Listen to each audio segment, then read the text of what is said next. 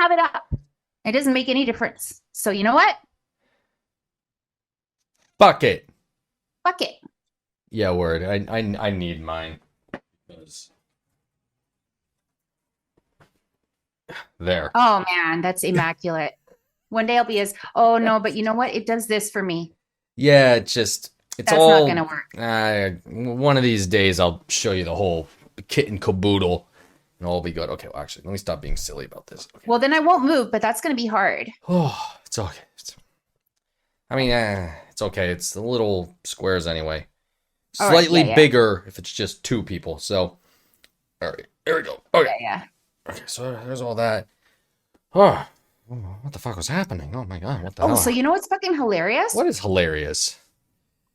5, 4, 3, 2, and 1.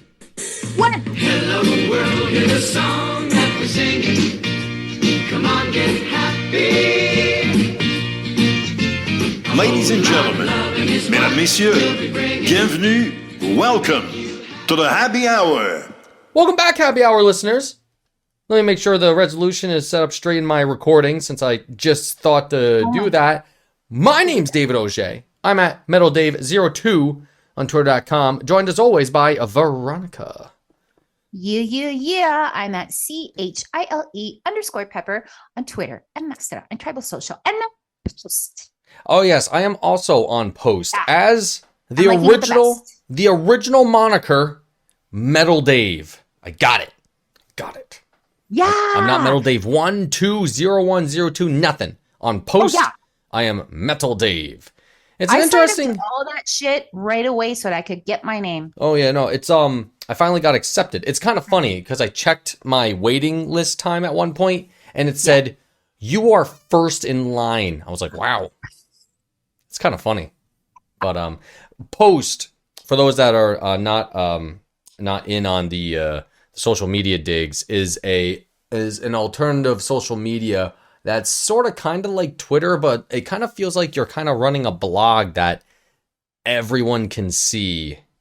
Yeah. It's There's essentially one thing that I can't get, and that is I'm following a bunch of my favorites. Like a bunch of my favorites are already over there. Yeah. And my favorites are obviously you and Beth. obviously. And so the three of us are over there, everybody. Yes, we are. All of us, and some Habs Twitter people are there as well. Brian Yeah, Wild Blaine. is posting articles there. Yeah. Which is really nice. Also, Blaine Potvin. who's that? Blaine Potvin. Oh Our yeah, buddy Blaine. Blaine's over there too. Yeah, you know those guys. And my friend, what's his Barb name? is also over there. Who? Pat's over there. Oh yeah, Pat's over there too. Yeah. All those folks whose names we could get their usernames, but don't have it. No.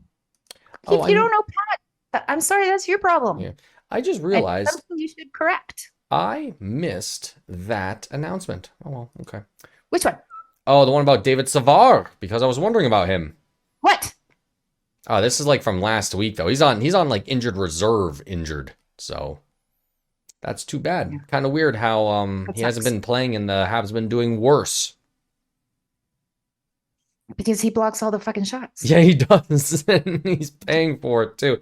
But it's that's kind of the theme of the games in this past week. Because they were atrocities to hockey. They I looked couldn't. terrible. Oh, yeah. They I were- thought they had the flu. I thought they all had the flu. You know what? How sometimes the whole team Oh my has the God. flu? That's what I thought. They were just bad. Awful. Oh, The first I tilt was was disgusted. the first tilt of the week. I mean, there was the Calgary game on Monday, then it was Wednesday against the Senators. And we all know how vapid the Habs Senators rivalry is. Rivaling that of the greatest rivalry in sports between the Habs and the Bruins. Apparently to some people. No. Oh, no. That does not happen. It's like I don't even think Each about other you. in the playoffs.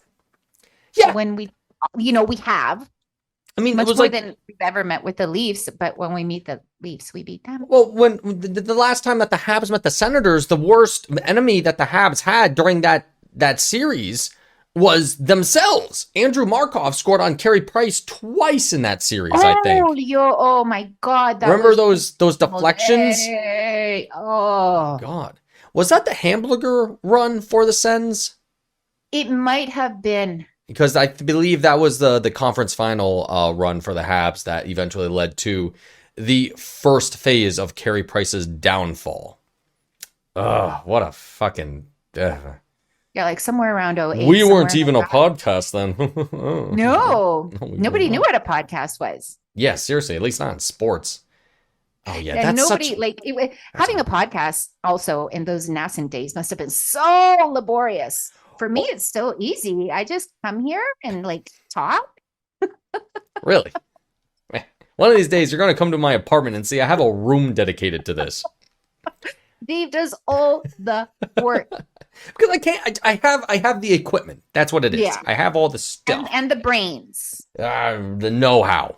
I wouldn't The call it know-how. brains. I would call it know-how. I however. fall back on. I don't know how to. I don't know. It's okay. No big Somebody deal. else. But yes, the games were just awful. I mean, we're talking about the tilt again Painful. against the Senators. Well, Ottawa was painful because of the fucking refs. Oh. Montreal did not lose that game themselves. It was, man, and you know, you could talk about the refs for each of the games too, because it's just game after game. Even you see some of the stuff that's happening to other teams. It's like, what's going on with the officiating? I don't care. I don't give a shit about the other teams. But, I mean, one of the I know, but I mean, I saw today that one of the refs literally shoved one of the Maple Leafs off the ice Okay. for something, and I'm like, I don't know if they're supposed to do that, but I'm like, it's a Leaf, I don't care. It's all right. But if that was a Hab, like imagine a ref shoving I would Josh hilarious. Anderson off the ice, or even better, Arbor Yeah. Jackeye. He's like, you're out of here, and he's shoving him Shit. down the hallway. Amber. That's what the Arizona commentators calling him Amber. They were calling him Amber. Called him Amber, and I was like, Amber? Did I hear that? And then people were like, why does he keep saying Amber? And I'm like, okay, I didn't hear that wrong.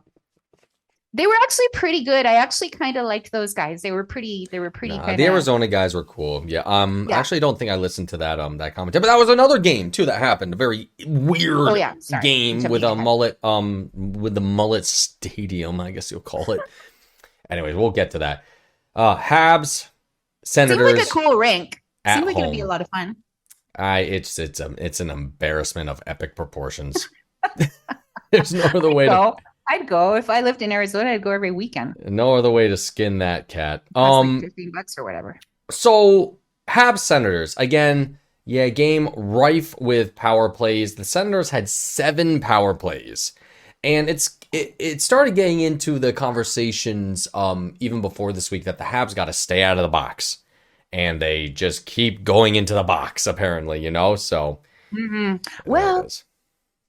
they don't have whatever for whatever reason. Sean Monahan's injured, and the team falls up. Oh, yeah. But it's more than just Monahan, though, because the thing with Monahan is that he was like a nice pivoting anchor where you could put him at any center line and be fine. It frees up Doc Yeah. to play with the top line. We don't have to do the shuffling with him and Anderson. Jonathan Drouin is back in the lineup for all that's Happy about worth. it. I'm happy about it. I'm happy about it too, Oh, but at the mad same at him. time, I'm also I like, think everybody can care. it's like, man, Drouin, this is your year. You Yeah, baby, you got to do something. You got to give us something, man.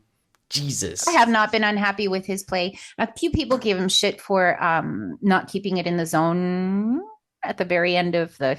I think it was. They have him at the Perhaps. they have him at the top It was of the like the umbrella. shots. They have him at the top of the umbrella for some of the power plays and some of the extra man action, and he's not there. But like another thing too was if not Drouin coming back into the lineup, David Savard's not in the lineup.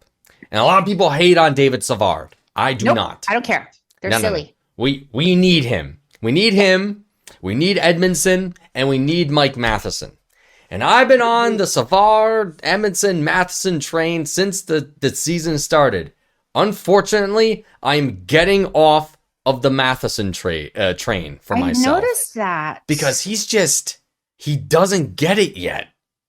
And it's like, man, you are a veteran hockey player, and you're worse than Jeff Petrie. That's a cardinal. Is that possible? I mean, I watch him and I'm like, I don't know what he's doing. And that's a coachable thing, though. It's like the system and blah, blah, blah. And he wasn't here for the first half of the, first few games. But man, he looks. Remember how long it took Ben Sherratt? Oh, yeah. That is a good point. However, who was Ben Sherratt playing with? I don't even know. Fucking Shea Scrabble? Weber. Oh, okay. No, you mean back then? Yeah, with Shea Weber. I mean, that was like that was like his main dude back then, Yeah. his main partner. So, Oh my God, they caused so much pain in those playoffs. they were so good, Oh, so my great. God.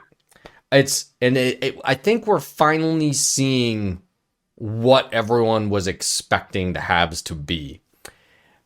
Beginning couple months, Habs perform above expectations, especially the rookie defenseman, amazingly.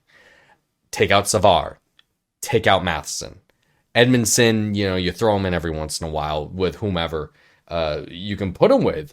And it's just, it's definitely not enough now, because now I think it's getting to the point where teams, number one, the Habs apparently have like the second like most strenuous schedule in the entire league, next to the Florida Panthers in regards to teams that are playoff hopefuls and all that nonsense. Like the first 3 months for the Habs have been, bottom 16 teams, I guess you'd say now.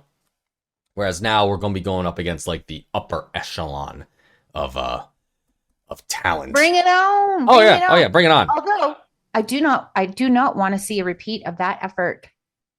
I did not blame them for the Ottawa loss, because they had that bullshit hooking call in the final 2 minutes when they were down by 1 goal, and it was a bullshit call that even the commentators disagreed with. Awful calls. Like when the commentators kind of go, "Oh, Craig Button," then it's bad. Craig Button was about to throw. I don't know if he was commentating that game. He was commentating one of them, and I was like, Craig Button's about to fucking leave the press booth, go down to the ice, was brutal, and have like a conversation with one of the officials about something. I don't know. A lot of people don't like Craig Button. I think he is a gift to mankind, especially when it comes to color commentary, because he doesn't give a shit. He will call out everybody, and he loves Caden Gooley. Would not stop talking about him. Caden Gooley. You never thought that he'd just come into the NHL and look so good. Look at the poise. Look at the muscularity of the. He just keeps going on with the he's kid. got size. So I was just telling Dave before we recorded that I was on this podcast last week, and one of the questions I got was, "Who's your favorite rookie?" And I was like, before they even finished, I was like, Arbor Xhekaj. Bam. Arbor Xhekaj. Bam. And they're like, "Why?" And I'm just like, obviously his story and he's got chutzpah and just immediately became a fan favorite. And it's not just because of the fighting, but that's the kind of thing that we love to see, people standing up for our players. And that's more important than the fighting itself. Yes. The first thing that Arbor Xhekaj did was avenge fucking Zach Kassian. And he got justice for Sam Montembeault. And he'd been planning it for fucking 8 months with Pizzetta. But anyway, so I was going on and on about Arbor. And then the guys are like, yeah, you don't even mention Caden Gooley. And I'm like, oh, is he a rookie? For some reason, I did not know that this was, and that's how good he is. And when I was thinking rookies, Caden Gooley didn't occur to me. Oh yeah. And that is a gift. Because he's a veteran. There was a lot of great kids with the Habs right now. And as I mentioned, the performances so far have been exemplary.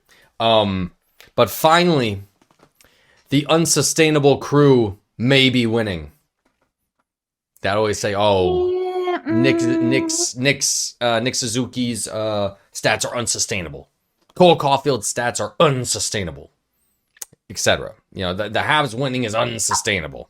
And all that bullshit. Oh, the unsustainable. Yeah. All those guys. Speaking of Craig Button, the only time I ever got mad at Craig Button was when he said that the Habs wouldn't even be able to win a single playoff game that year that they went to the Stanley Cup final. I got mad at him because I knew he was wrong. He wasn't alone. Man. His authority. Every series of that run people were like, Habs aren't going to make it. Like, nobody had the Habs. I mean, I think like one person had the Habs against the Leafs. Actually, I don't remember, come to think of it. I think one person had the Habs Although against like I got Vegas. scared when it was 3-1. Yeah. Me too. I was thinking, oh, this is it. And then we had our really great episode that week. Yeah. And And I was thinking, how could I live with myself? yeah. I was I like, was already planning on what. I'm going to have to move to like Reykjavik Yes. and like start a new Yeah. life. Like, I've never heard of hockey. The hobby hour? That's so stupid. Not me. Go completely off social media and into hiding, because that is the burn that will perdure through eternity. Oh yes, that is the eternal light of the Habs now. Yeah. It was 3-1. It And was that's it. 3-1. That's the answer to everything. Now, unfortunately, it was 3-0 at the end of the second period for the Habs and against Senators. Mm-hmm. Oh my god, I watched this game with my buddy Chris. I play hockey with him. So Oh, did you? He came Awesome. over. We had noodles for dinner. He came over and we watched the game. And he's like, Shane Pinto, he says, Shane Pinto, arguably the best looking senator. It's like, well, that's true. Oh, I'm going to pay attention next time. That is a handsome look at looking them. fella. So yeah, Shane Pinto with freaking DeBrincat. This game was just eating up the Habs. Assisted on all 3 goals. So yeah, Shane Pinto, Drake Batherson on a power play, and Brady freaking Kachuk on a power play.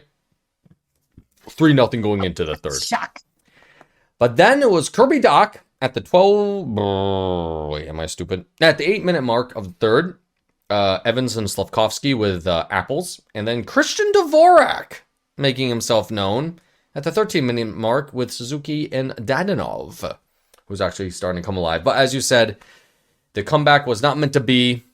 And also, quite frankly, I mean, they really didn't even show up until the middle of the third, and then it's kind of late. That's been the theme of the past week. But yeah, the Habs have looked awful this week. So Painfully. oh, just Just- terrible. And I was disgusted. And what really broke the Habs was this game against the Ducks, though. The Ducks are a bad team. Apparently, they're really hot right now. They are a bad team. I mean, you could say that, but like, I don't know. I'd have to look up what their recent run is. Apparently, they were on the upswing. That's what Max was telling me, because I think they lost to Anaheim. The Canucks lost to Anaheim as well. Well, that's the Canucks. And I don't really research what's going on. I'm just gonna watch it, like, because I'm not like watching the standings. Yeah. Because I don't have any grand illusions Mhm. about playoffs, so Mhm. I haven't really been paying attention. I look every now and then, like if we might be around middle of the pack. That's always Here's the fun. thing about Anaheim. I don't understand bullshit what results. your genetic offspring was saying. Before they Apparently, played the like, they have- Habs, here's the score for each game that they played against before the Habs. 2 games before that, I'm sorry. Let's go. Okay, Sorry. it was 6-1 against the Sharks. Sharks won. Yeah. Ottawa, Oh, 3-0. They were shut out. fun. Toronto, 7-0. Did we They get were shut out out. against Ottawa? I've already blocked They were that out. shut out 2 games in a row and then demolished the Habs. Oh, they Killed were them. shut out. Yes. Okay, I thought it was we got shut out. The, Forget what I said. the Ducks were going into this a beleaguered and just awful team, and then they beat Edmonton this past weekend actually too, 4-3. They beat McDavid and yeah, always so Yes. whatever. Either way, Now that I've been watching more Western hockey, I gotta say the coverage out here, Max is totally right. The coverage out here about McDavid possibly could be more nauseating than the coverage out east for the other guy there. Matthews. Yeah. Mhm. So Possibly more nauseating. here's what happened. At the end of the first period, devastation happens.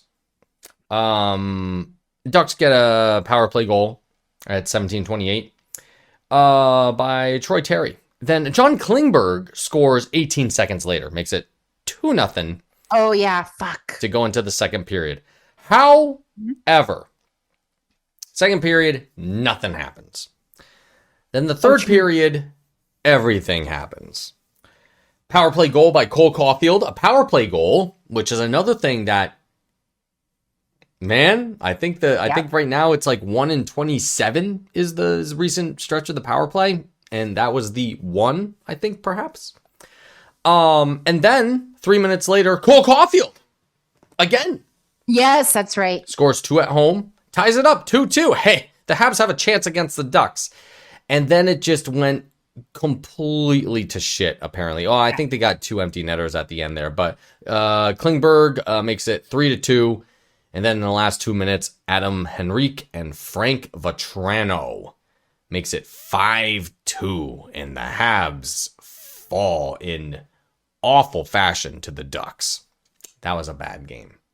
That was a really bad game. That was a bad And game. here, well, I think that I was doubly disappointed because after the way they lost to Ottawa, I thought, oh, they're not going to, and because they showed up late to the Ottawa game too. I It's thought they're not going to been- do that 2 games in a row. And they fucking did that 2 games in a row. It's a one of the things with it that we've been used to is that they do have comeback games. Yeah. And that definitely did not happen this past week. Actually, there's something else I want to check with that schedule that I forgot to. At one point, Matheson was back in the lineup, but then he got injured and then he was taken out again. The Senators game, Matheson was out along with Pitlick and Savard. And yeah, and see, the other thing about, that's right. The other thing about that Senators game was that team that they iced was not good. They were like Tyler Mott was out, for instance. Yeah. Well, as a scratch. But you know who else didn't play was their, German phenom second overall pick. He wasn't at the game. Stutzla didn't even play. It's like, oh man, how stacked do you need this to be? Oh, and also it was Cam Talbot in frickin' nets. It was not good. It was not good. Anyways, so I'm done talking about it. See you later. Bye. Yeah. Goodbye. Anaheim. On the other thing here, let's see. Oh, Matheson was out again there. I'm trying to remember when Matheson he played a came back. game and then he was Yeah. out. I don't remember. I think he played on Saturday, Matheson. Against the Bolts? Yeah. Because that wasn't a good game either. But then again, it Should've is the checked my Bolts. notes. Well, oh yeah, I turned that shit off. So but I can't really talk about that. Yep, Matheson was there. He played 22-30, but now I think now they say he's out indefinitely. Oh wow. Lower body injury, out Yes, that's right. indefinitely. Yeah, indefinitely. Yeah, so there's that. This game, why didn't I watch this game? I think something was going on that that was Anaheim? No, for the Bolts, because that was a 5-1 loss. As one does. And that was an astonishingly poor performance, in my opinion. Like just super, like at least try. Oh yeah. And I don't care if you lose. It was just such a mess. Uh-huh. Such a mess. I'm trying to remember what the hell I was doing that night. Saturday Actually, night. no, I think they started out well against Tampa. I might be lying. Well- They started out well against Tampa and then it went to shit. Brandon Hagel gets the first goal at the 3-minute mark. First period, followed by Nicholas Paul at 12 minutes. Well, 11 minutes and a half. 2-0 going to the second period. Anthony Cirelli and Brendan Hagel again. 4-0, both on the power play, those two. That's the thing. Special teams is failing left and right for the Habs. Can't score a goal on the power play. Can't stop a goal on the penalty kill. Awful. Why did I... Oh, that's right. This past Saturday, that's right. I was at my Rejects holiday skate in the morning and afternoon. Did that, got home, napped, watched a bit of the That's game. way better than watching the Tampa game. Oh yeah, well I did watch a bit of the game, and I was like, I'm going to get some noodles instead. So that's what I did. Yes.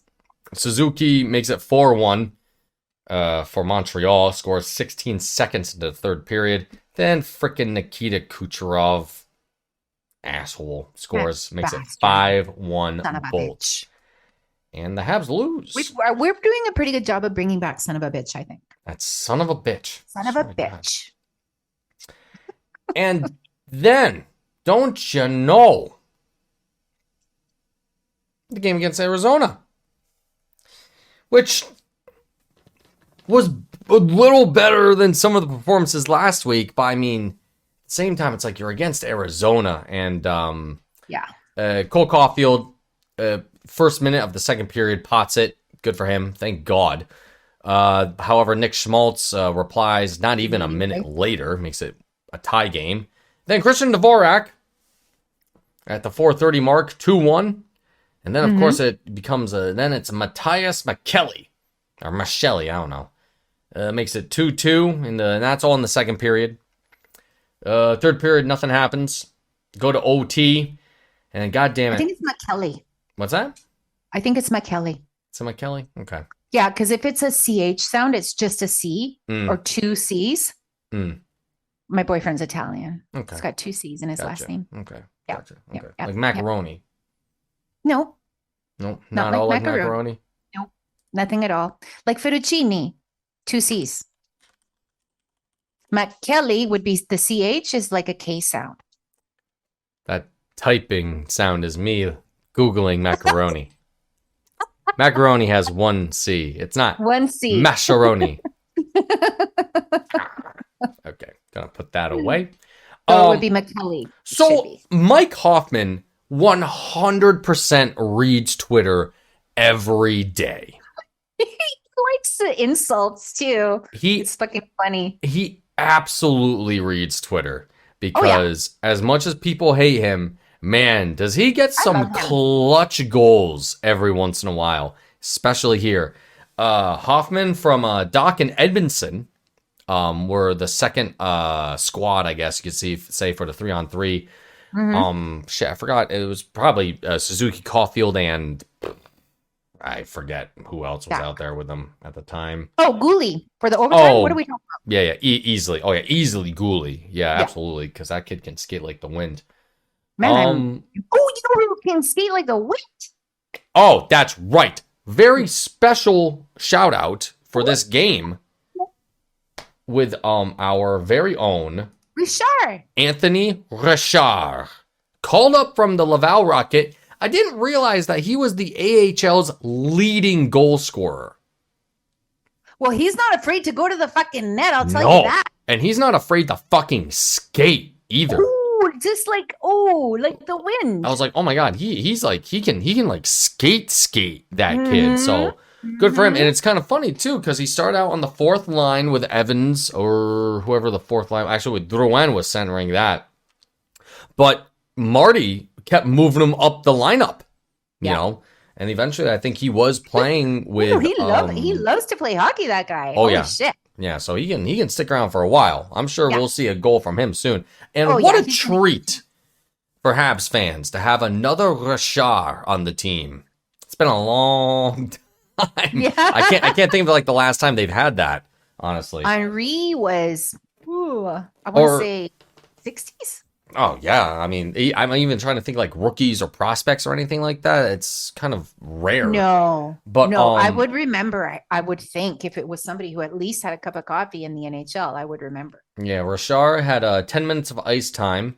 Not the lowest amongst forwards. The lowest was Juraj Slavkovsky, interestingly Mhm. enough. Don't know if that was his own Some fault, blunders, but though, Hmm. because he's been, because Slavkovsky, he's an interesting story now, because people are wondering, well, why not send him to juniors if he's not the World Junior Championship, if he's not going to be playing big minutes with the Habs. So I think they're trying to figure that out right now. He is So, one thing not. that I think- He is Mhm. not another Kotkaniemi though. Mm-mm. No, he's not. He's Mm-mm. he's a good skater.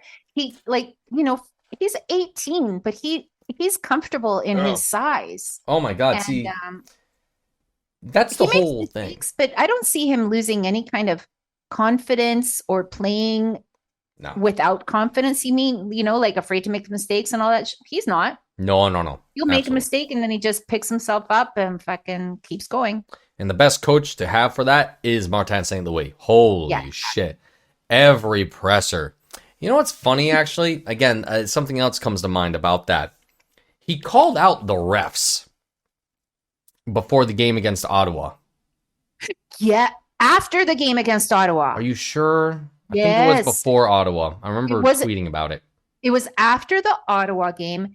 And that was like the reporters were saying that's as close as they've ever seen him get to whatever, yeah. to be pissed off. Oh, yeah, close you to being watched off. that, and it was like, ooh, Marty. Ooh, that was cold. And Marty's Like, a that gremlin. stone. Like, people don't remember Marty the player, but Marty the player was a little gremlin bastard. But he was so good. He was kind of like, take like Brad Marchand and make him classier. That was Martin Yeah, St. exactly. Louis, Classy period. you know? But no, so I remember watching that, and I was like, oh shit, he's about Yeah. to like You pop guys all a, watched the same game that I did. yeah, he's about to pop a watermelon with his quads, just Yeah. Oh my god, those legs aren't huge. they're not human. Oh my god, they're artwork at this point. It's a freaking it's a No. thought piece at this Photoshop. point. Oh my god. And they're still like that. How can you have to get like custom made pants and shit. Yeah, it's incredible that he can keep up that physique. Man, Yeah. that's because I can't do that. The other one who's got legs like that is Sidney Crosby and Carey Price. Oh yeah. 3 trunks. Oh yeah. It's not human. Huge lads. Just a bunch of Huge. dudes being bros. Dudes being bros. That's cool. Yeah. Yeah, so that takes care And of so all the games. there was one of the things that I wanted to mention just as a thing. Mm-hmm. It was after the loss against, I want to say Anaheim. Yes, Mm. the fucking reverse retro. Yeah. night. Yeah, get rid of them. Yeah, Done. well, Just burn stop them, burn stop them. it. Just stop altogether. But it was after that game because it was just such a like deflating, like, what the fuck are you guys doing? Like, you didn't even try. It was so one of those games that Mhm. afterwards I was listening to the post game show on TSS 690, and it was Mitch Gallo and John Still, and they were fucking on a roll. Like, they've got to take that show on the road, their comedy routine. They've got such good chemistry and such good senses of humor. And it just turned out to be this whole, like, the whole post game show is just like, let's laugh about it, And even the callers in and everybody. But John Still, who's our friend, we gotta Great get him friend. on. That'd Great be fucking guy. funny. Yeah, we got to get him on. Yeah, he'd be great. Oh my god. Oh yeah. He was quite like not like having any of the conversation of the curse of the reverse retro, and neither was Mitch Gallo. But everybody who's calling in, there was one guy who called in. Oh my god! And apparently he's a regular. But he called in and he said he loved the jerseys, and he said, but they should just put the Expos logo on it, and then watch. Then they'll start winning. like I don't know. It's just it's not even superstition because that's all they do. It's gonna be a losing night if it's a fucking alternate jersey. Period. The end. And it's And like apparently they've won. I don't remember any of these games. they where they've have won like 1 or 2 games with like last year's reverse retros. I guess. I don't know if they won one this year. I don't think they have. I doubt it. The thing with the reverse retro is like, number one, what the fuck does that phrase even mean? Exactly. Reverse retro. Are you making retro modern? Then are you just making modern? I don't know. I don't remember what we called them during the centennial year because there was like 5. Yeah, yeah, there were like 5 of them because, the Habs have been around for fucking ever. Yeah. I'm trying to think. I don't even remember what we called them back then, but I think that reverse retro began because they reversed their main colors. Yeah. All the teams. Something like that. Yeah. But this one is just like, I love the shade of baby blue. It would have looked better with more red or more. It would have looked better if it was a knockoff of the Expos jersey. Yeah. Put the armband on Yeah. And if you make The it button down. make it look like the MLB one, you know, it would have been great. My Well, favorite part I see of them out there, and they don't. It's this like that's not a color for hockey. Oh, It does not belong in hockey. That color. yeah, that is a rough color for hockey. But the thing is, Yeah. I love how they use the old orange shield for the NHL at the collar. I like the old orange shield there. Okay. Because the new ones just have like that silver spark and not sparkly, but it's like not Okay. Yeah. it Yeah. catches light, Like right? like aluminum or whatever. Yeah, luminance. Metal. Some kind of fucking whatever metal. it is. It's like yeah, it's not even it's like a plastic, Shiny, a shiny shiny. plastic, whatever it is. Yeah. Um Maybe plastic. You're right. the thing is about that color on the ice, I swear to God, it looks like they're wearing freaking nurse scrubs. Yeah, or like pajamas. Yeah. It's like what the hell are we doing Those here? would make great pajamas. They would I make would wear great- those pajamas. That is a good pajama color. Yes. A very good pajama color. I would get a onesie Yeah. with like Oh yeah. mitts Perfect. and like feet. oh, my- Yeah, for your feetsies. I Yeah. would live in it. Now, Yeah. funny story about Anthony Richard. I said he is a call up from the AHL. Mhm. Despite being with the Habs for like the past few days, he is still the leading goal scorer in the AHL. Number one Oh with man, I would love to watch him get a goal. 18 close. in 18 goals in 27 games played, but he has 31 points in 27 games played as well. So he's a That's point really good. he has at least a point per game guy, and he is also distinct among the Rocket for having that stat. Actually, I'm double checking it now. Oh boy, yeah. And Like I is said, he a good Chez Nous? Is he from Montreal or area? the next point getter for the Laval Rocket is Jesse Elonen. 23 points in 28 games played, but he is also 40th. Oh, tied, in that regard. So it's Anthony Richard points, Jesse Elonen points. As for goals among the Rocket, though, that's another point. Actually, yeah, I'm kind of serious. Let me look at that. Sorry, give me just a moment. Oh my God! So, holy shit! Oh no!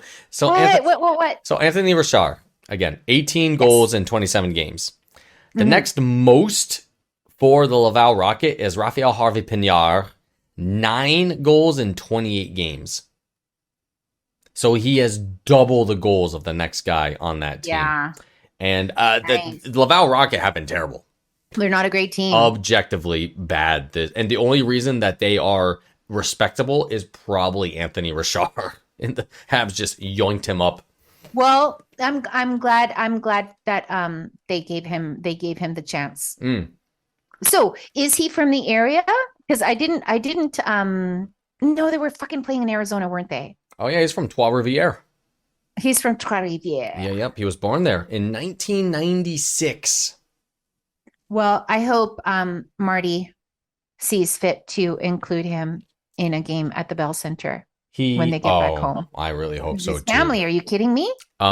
He was drafted in 2015 by the Nashville Predators in the 4th round, 100 overall, just like Victor Mete was Oh, sweet. back then. Yeah. How about that? Kind of bounced around a bit with the Milwaukee Admirals, Chicago Wolves, Syracuse Crunch. Wow, yeah, he was kind of all over the place. That's weird. Calder Cup playoffs last year with the Crunch. Didn't win it though, because I think that went to Chicago for last year. Because I remember I was Laval were on that run last year for the Calder Cup, and they lost against Springfield Oh, right. and whatnot. So that's Yeah. too bad. If I'm remembering correctly, anyone can correct me because whenever I say things, I think they're correct and they're often wrong. Say it like you know it. And I'm very good at doing that. I can write an email like you have no idea. You're Everything's free to correct us, and fine. nobody ever seems to. All right, let's get to some medical updates. So this report came out early last week. David Savard upper body and Sean Monahan lower body out 2 to 3 weeks. Oh, so they might be back in January. We need Monahab. Oh man, it's gonna be painful. Yep. Drouin, we know, is back. Matheson, back then they said it was day to day, but now it's indefinite. And then, oh yeah, Cole What the Caulfield fuck? was. What bad luck, eh? Yeah. Didn't he miss like a whole season? Yeah. Or is that Monahan? Actually, one of the Monahan was the more injury prone guy. Matheson is just older. Is all. Yeah. And But he's got the red hair. But no, he's supposed to be a damn good player. Francophone guy, ginger. We need more gingers, apparently. And when I say older, Ashley. he's 28. Talking to you, Ashley. So he's fine. Yeah. She loves her gingers. Aw. Ain't it special? Okay, so there's that. Medical updates. Then after that, report that came out earlier last week, December 17, David Savard is put on injured reserve, retroactive to December 4th. And yeah, they said, I don't know if that would mean that he's coming back in January then after the 2-3 weeks. So it's something we got to look into, I suppose. Anthony Richard, recall from the Rocket. Already talked about that. The strangest bit of news is this to me. Okay, what? The Habs will be honoring PK Subban before a Predators game on January 12. Why?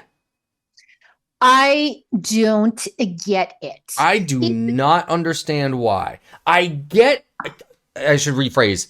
I understand why, but I don't understand why. I don't understand why, period. He's been honored tearfully before. And with the Predators? Would this When be his first came back at the Bell Center, Yeah. crying. It was an ovation that lasted for like 10 minutes. Oh, yeah. It was lovely. And It he had was. a video tribute. But like, dude's been gone for 7 fucking years. And now he doesn't even fucking live in Montreal. Yeah. And now we're giving him a whole night. Oh, yeah. I Doesn't don't he have to go work at ESPN? yeah, I don't get it. I'm bet I'm trying to think of like a time that this had happened in the past No. for a player like Subban. Now, Subban, we have to put all the cards on the table here. Incredible. I cried when he got traded. The only reason I I'm did too. playing hockey now is because I was motivated and in awe of Yeah. Subban's ability to skate, and I said, I want to skate like that. That's the only reason I play hockey now. And it's like, several years later, I'm like, I don't give a You skate flying like- fuck about Subban. Just No. why? I think I was like one of his biggest, like literally Yeah, he one was of his biggest fans. after Carey Price. He was the next jersey I got. Mm-hmm. I went up to Montreal to. Yeah, I went to the Children's Hospital, got his Mm-hmm. Winter Classic jersey, and had him sign it. I waited. Wow. I waited in line for like 3 hours to do that. Amazing. Yeah, Yeah, I never got to meet him, but I don't understand. I do understand if it's going to be some kind of, but I mean, he doesn't even support the same hospital that the Habs do. Like if it has something to do with his hospital, donation or charity work for the Children's Hospital, like if there's a tie-in there. Otherwise, I don't fucking get it. I don't get it. I really don't. I understand that there's so many people who still love him. Like they're still like the other day, Mark Bridgevane was trending on Twitter, and it's because they announced this fucking thing. yeah. Like right? that's how people are still that like hardcore. Like It just doesn't make sense to me. And then people are saying, what about Andrei Markov? Because he was literally a better player than Subban, yeah, but, not as philanthropic or like outspoken as Subban, yeah, but or as Markov, fun, like not very fun. if not Markov, why not Plekanec? And how come they're calling this a PK Subban homecoming? Like what Like, the it's- hell? I do not understand it. Like what's the angle for all this? That's gonna be The annoying. first paragraph of this article, I'll read it really quickly. The Canadiens announced on Monday that one of the team's most electrifying players in recent memory, which is true, but recent memory prior to 2018, will be honored prior to the game against the Nashville Predators as part of a PK Subban homecoming tribute at the Bell Center. What This is is- going on? Yeah, no. What's going on? Yeah. And we gave him the thing. You know what they did for fucking Matheson and Calgary? Like they gave him a TV timeout tribute. We've already done the thing with PK. And like Matheson has won He's been Stanley like 4 Cups. teams since he left the Habs. You know? Jesus Christ! Like, am I wrong? Has Mike Matheson You're not wrong. You're right. not won a Stanley Cup or two? You know? Matheson. Yeah. So was he a St. Louis Blue? Matheson? Our Mike Matheson, the guy that I love and then hate afterwards? 1 second. I'm looking this up. I really haven't been like on top of everything this season. I just want to watch the fucking games. Uh-oh. Am I stupid? I will tell you that the Tampa game, leading up to the Tampa game, after those 2 terrible performances, or Arizona was a really terrible performance. Mike Matheson the has Tampa game- not won a Stanley Cup.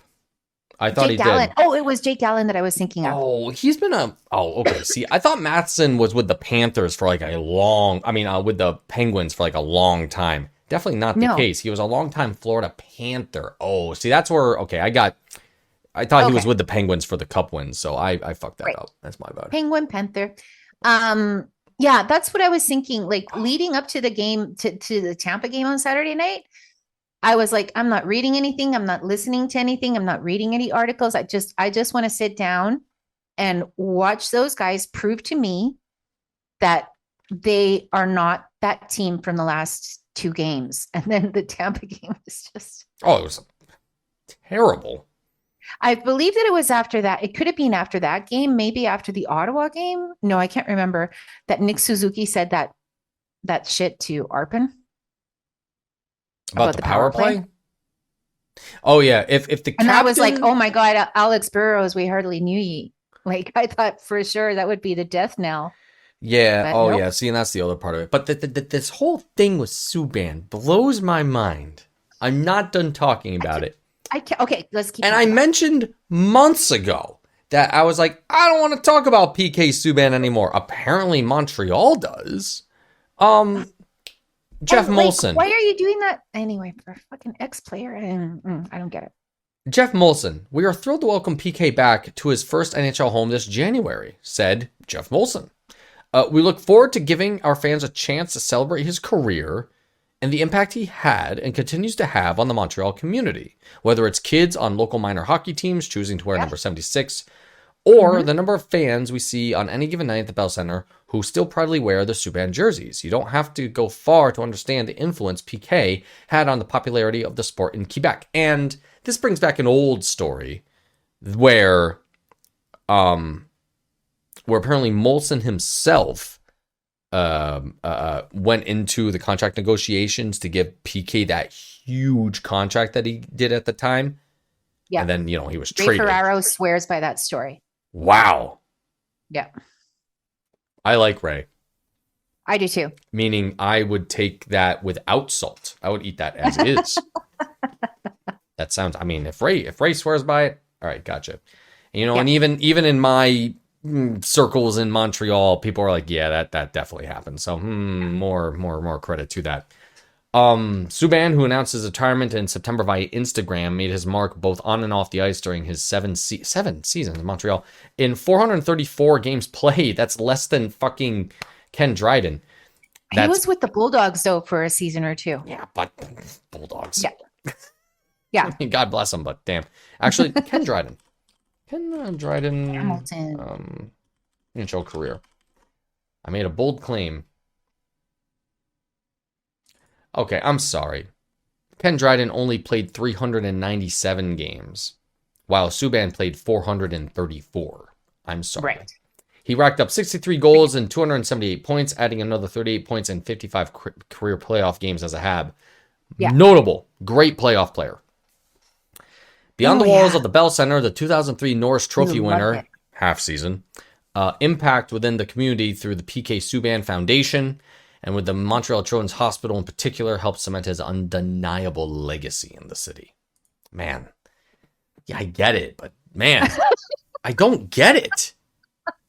I what's the idea? Like, whose idea? And why is it a homecoming? He doesn't live there.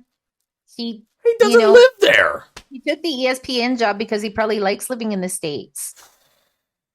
It's such a weird, and people love the idea, and I'm like, I'm not going to that fucking game. I'm gonna turn that part off. Yeah, I don't care. I don't need it. Beyond zero. We don't need it. I don't get it. Yeah. It's like, I mean, freaking another favorite, person that everyone loves, Jack Todd, is like, yeah, let's do Andrei Markov. That one I would do. Yeah. Bring him back for a game, like Kevin Bieksa. Yeah, really, there's that. It's just, I mean, Subban was electrifying. Like, are we going to do that with Patches? He was actually a captain. Let's not bring that fucking story up. Ooh. There's so much crap underneath the freaking veneer of Subban's, philanthropic stuff. It's like your freaking your travel agent friend in well, not friend, but the person you spoke to in the travel thing with British Columbia said dealing with PK Subban was fucking hell on earth. So it's like it's like everybody was at this charity basketball game or some kind of charity event around baseball, or not baseball, basketball, and she was one of the organizers or something like that.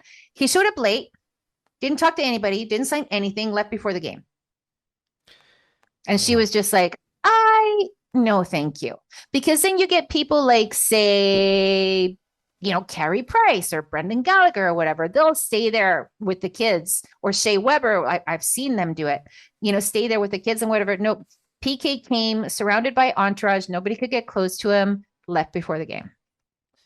I've spoken with former players that say he will not speak unless he has a publicist nearby to do stuff with him. He's such a, he's such a not himself. Yeah, it's a kind of it's so heckle and jive. I think the guy said this. Who said that? On a broadcast, Habs game, he said it's like heckle and jive. And I don't remember who it was, but Bartlett let him get through that. And he goes, yeah, I think people would think it was weird if they were heckle and jive. Anyway, it was funny, but no, I love John Bartlett. I miss him. Oh yeah. It's kind of like a double personality, so the woman that I was talking to who told me that story, we made friends as I was booking my airplane tickets to Montreal. Remember? Yes. I had to call her back and do all this stuff. But so then we got talking, and anyway, I don't know how we got on I was going to Montreal for a hockey game. That's why. And she goes, "Oh, do you know PK Subban?" I'm like, "Yeah, of course I do." But this was after he'd been traded. So I was like, oh yeah, this was years after. All the goods. Yeah, give me all the goods. And she was most upset because I think she was one of the organizers, and they had promoed that was the reason that a lot of PK people Subban's going to be here, and it's going to be cool. Yeah. And he ended up being a fucking twat. He's like, see ya. Sorry. Wrong word to use, but he ended up being a freaking jerk. Yeah, I use that one too. Yeah. But you got to say it like you're English. It's a twat. He's a freaking twat. Then it sounds cute. Oh, geez. So, oh my God, when does Ted Lasso come back? That's a good point. I hope next year. I don't know when. Well, I'll be all over that. I hope it's filming a long time ago. I really hope it's not like the last season either. So. Oh, it is the last season. I heard that was a rumor. It's the last.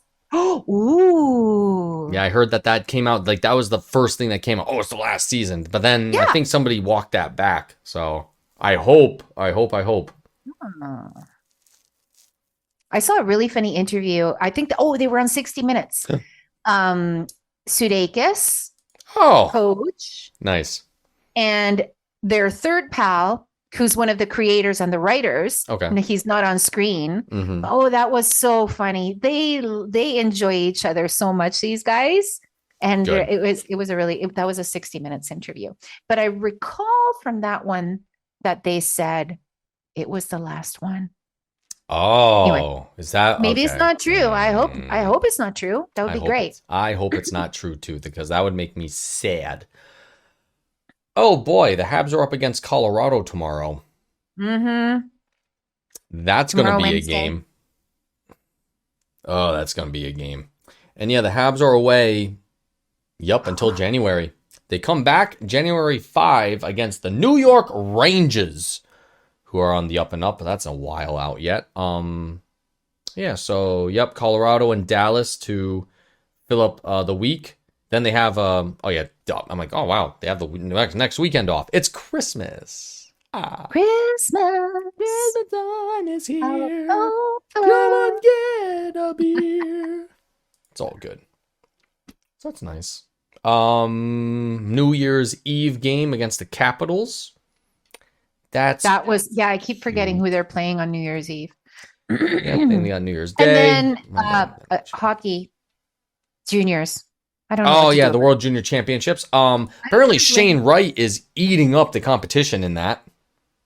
it. Wasn't he named captain? Was he? That's cool. Yeah.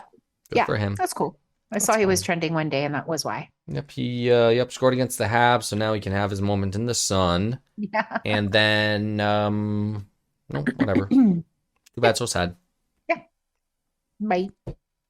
That's right. But yeah, watching World Juniors is like a Christmas tradition in Canada. Yes, it is. You I mean, know? it's Bob McKenzie. He's Yeah, father, Boxing he's Day. freaking, he's like Saint Nick, Bob Yeah. McKenzie during World Junior Championship time, because we all miss I don't want to Bob. blame these players for the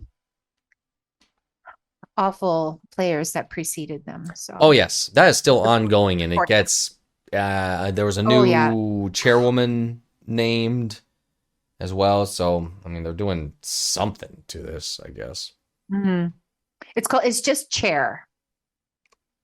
Is it Yeah. not? I can't say chair lady. I mean, you can, Yes, but it's like when I'm gonna be so funny at board in my meetings. line of work, working with different boards and stuff like that is just chair. Hmm. Because there are so many female chairs now. Can I just say like executive or head executive? Yeah, sure. And you can say chairwoman if you fucking want. Okay, I'm just saying it's easier to just remember the one word. chair, ma'am. Chair. I would be great in a boardroom. Chair of the board. Chair of the board. All right, Yeah. so we're coming on to the end of our time. It's like mailman. It's postal delivery. No, mail carrier. Oh, mail carrier. No, it used to be mailman. It's now mail carrier, firefighter, all that stuff. And that's not PC, motherfuckers. It's just to have one word for what it is. That's all. In the Final Fantasy series, mail is typically delivered by magical creatures called Moogles. Oh, Yes, and I want an owl like they- on Harry Potter. Yep, they're kind of they're not like that. I mean, but I get it. But Moogles are these cute little furry creatures that kind of look like fat prairie dogs with little bombs on their heads, Oh my god! and they fly So around cute. with big freaking satchels to all the mailboxes and do all their shit. And then they fly back to like Moogle Central, and there's like millions of Moogles getting mail everywhere. It's amazing. What was this love from? it. Final Fantasy, the video game series. Oh right, okay, video game. You I run thought it was into a them, Star and Wars it's like, ooh, Kupo, I gotta. Put that's this always mail fun. away. Oh, it's yeah, so running fun. into something cute in a Love those video little game. guys. Oh yeah, it's a very They just pop out. dramatic. Takes itself so seriously video game. Then they have these Yeah. little cute guys running around with like mail and shit. Very typical. That's why I Japan. love Crash Bandicoot. Yes. Oh yeah. I need my games to be adorable. Oh yeah. They have to be silly and fun. Yeah, Oh. That's Crash exactly- Bandicoot's fucking funny. Yeah. He's a It's funny. comedian. So what have we been watching? I'm trying to catch up on Harry and Meghan, or Meghan and Harry rather. Oh yeah, I'm Wow. done. I'm done. I Watched just it got all. I just got through the second episode talking about the paparazzi in the UK. Woo-hoo-hoo-hoo. However, it's so like they started dating in 2016 and going on into 2017 was the engagement, I guess. And it's funny when they talk about it where like even Harry was saying, "Oh yeah, I was prepared for what was going to happen," but then it happened. And he's like, "I was not prepared for this." It's like, No. ooh, the bubble. And the only person that did know it was going to get bad was Megan's mother. Yeah. Remember? And she was like, "Oh, Yep. you don't understand. This is going to be about race. This is gonna well, be because very-" they're so ruthless. Oh yeah, and Megan was like, "This isn't gonna be a race thing." It's like No. Yeah. the bubble that they live in. Lifestyles. So of the I don't rich and want to the ruin any of it for you. famous. But I will tell, I'm not ruining anything for you.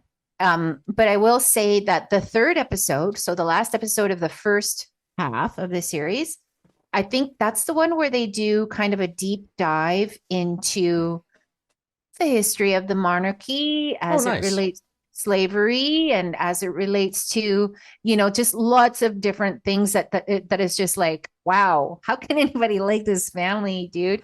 But in that way, and also some reporters and commentators of color who are English. And they're like, it sucks. It's just like, but like all of the things that wouldn't occur to you, like they have some very, very obviously good insight and like make some just like astonishing points where it's just like it's just because that's when you're going to start to become infuriated, and wait till the last 3 episodes, Dave. I'll check it out. You're gonna punch things. I'm probably gonna watch that tonight. Actually, that's my plan after I do good. all of the actual work that goes into the podcast. And what have I been watching? Do you know? Oh, I was just talking about what I was watching. Okay, what are you watching? What are you going to watch? I mean, what have you watched besides Megan? What do you think? That and I was so pleasantly surprised to see that Netflix put together a Sonic the Hedgehog animated show. Growing up, A series? what's that?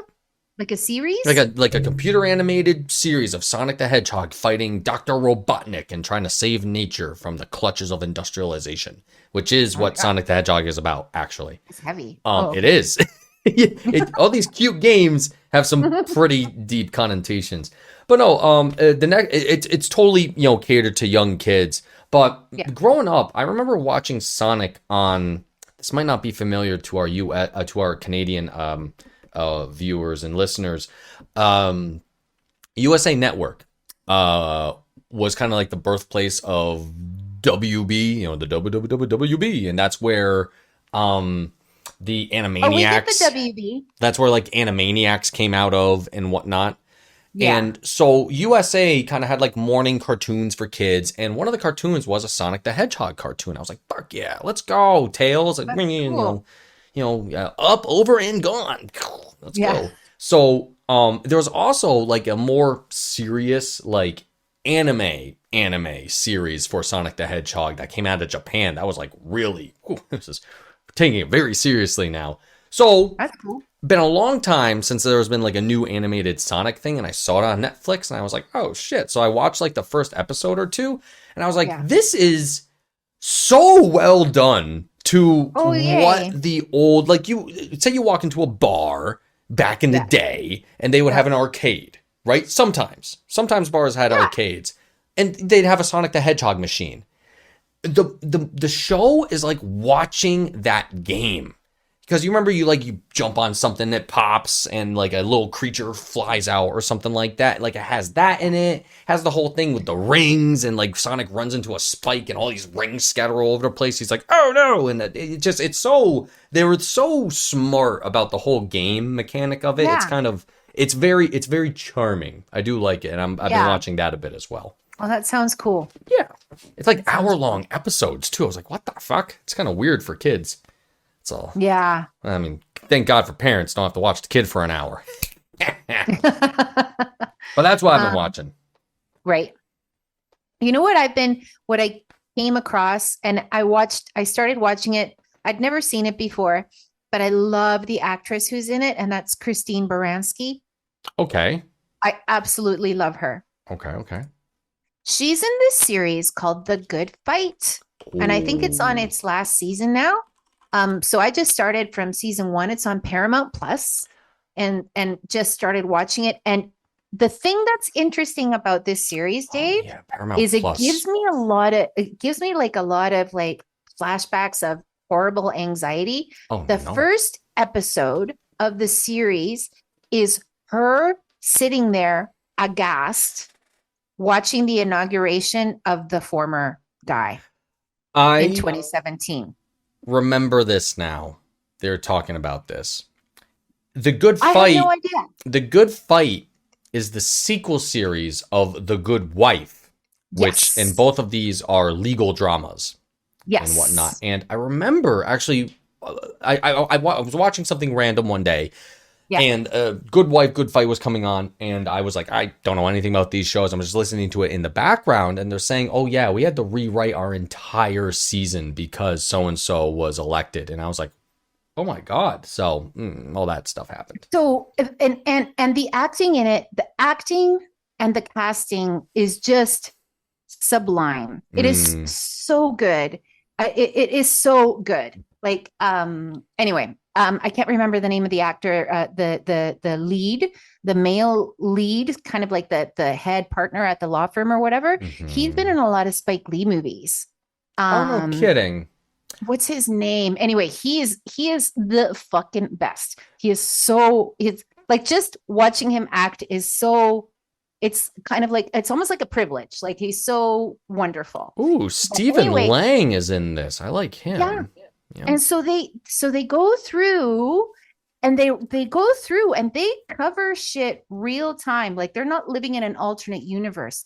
And Christine Baranski's character is like liberal activist. Mm-hmm. And her husband is like gun loving Republican, but classy. You know, he's a classy, nice guy and everything. But he's like they're sort of the very opposite. Yeah. And so, anyway, it's just a cool dynamic. But what they've gone through, you know, the interesting thing about this is that shit that they were talking about like the election, like the potential for the Republicans to steal the election and all of that, that was written like that was written before any of that shit happened. Right. Like this was like in 2018 they were talking about it. Anyway, so they go through all of the history of that horrible dark 4 years. I don't know how we made it, honestly. Like looking back at it is just like, man, that was fucking insane and depressing. In Canada, I don't know if I've told you this story. The day after that man got elected, it was like everybody was depressed and in Canada because we had just witnessed that whole campaign of his where he proved like beyond a shadow of a doubt what a disgusting, terrible human being he is, if he can even be called that. Like just what a horrible, horrible person he is. And then he got elected. Yeah. I had an appointment. I had a session set up with my therapist that day, and I texted her and I said, I can't do it today. She's like, I can't, like nobody can believe, like I still can't believe that motherfucker was the president. Honestly, I can't believe it. They're real. I was at a show at Northern Lights in Clifton Park, New York, and I was watching one of my favorite power metal bands, Sonata Arctica, play, and like the announcement that he was definitely the winner of the election came in, and I was like, what? In like the middle of a mosh pit. I was like, Daryl, I gotta go. Like, I don't know what the fuck I'm gonna do right now, you know? So, but yeah, that was, I mean, just it's such a dark, just it's terrible. The, and you know, it's kind of funny now. We're 6 years after that now. Well, a little more. And finally, somebody said we should charge him. Now? After the Mueller report, after everything. Which nobody fucking read, and everything is in there. Yeah. Yeah. That was a... Anyway, yesterday he had the most horrible day of his life so far, and today it's like the most horrible day of his life so far. And so I'm enjoying it. I'm enjoying it. And he might. Okay. There's this really trashy, shitty, terrible tabloid from the UK that's called the Daily Mail. Yes, that's a bad But one. I saw that the Daily Mail. is what Yep. they call what they call. But there was a scathingly piece today. Like even the date, like they're moving away from him as some kind of a fucking hero. Like there was a scathing piece in there which talked to one of his former advisors. And the former advisor said that he's just pathetic. Like basically, they didn't use that word, but he's just like depressed. And his aides have to call people to tell them to call him to cheer him up because he's not in the middle of chaos anymore. He's not, getting all the attention anymore because he got taken off Twitter. Yeah. But Well, like, he's technically back on, and then we. yeah. No, like Oh, good old Twitter. Oh man, what a motherfucker that Anyway, piece of I'm shit enjoying is. Post. Yeah, Post is very nice. Yeah. All of our friends aren't there, but they're moving over slowly. But the one thing that I like about Post is that I got followed randomly by a couple of the creators. They probably follow everybody, right? But it's cool because You they've live got- in such a cute bubble. I'm not followed by any of the fucking creators of Post. That's who the fuck I am. The only last time that happened was with fucking MySpace. Me, I have 6 posts on Post. You have like 3. I have 6 followers. You have like 42. Don't even, Anyway, go don't to even Post, get to me on everybody. that bullshit.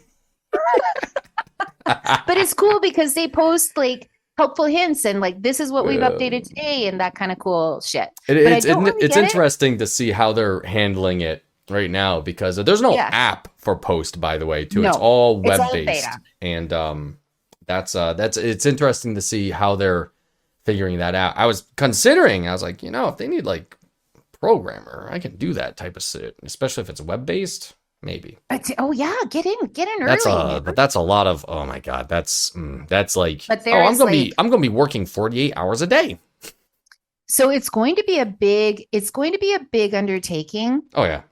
Because like you can see when you go to reply to something, there's a thing there that say, conversations are moderated for civility. So there is going to be a standard over there for what's cool and what's not.